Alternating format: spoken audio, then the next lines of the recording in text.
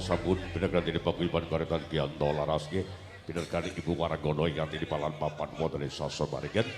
Aturi kawuningan boten bilih saderengipun bergodo ingkang badhe rumampah menika wonten Gecul satawis Pak Indro Bareng. Nggih, saking Bareng Pak Indro ngersakaken Gecul kalih menika kadang kula geculipun ateges gelo kalajengaken bajing loncat. Gelo bajing loncat Gecul satawis mangke nembe bergodo salajengipun.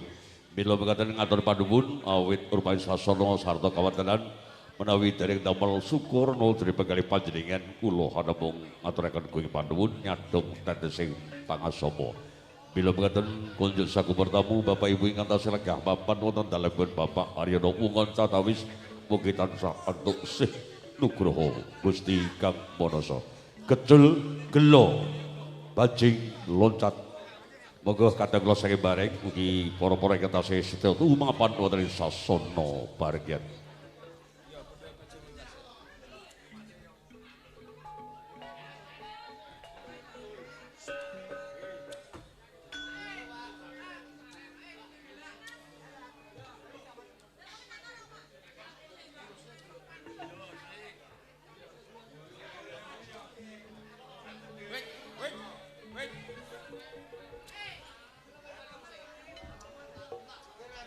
Nggih, monggo gelo bajing loncat gelo Gecul satawis kula ndherekaken.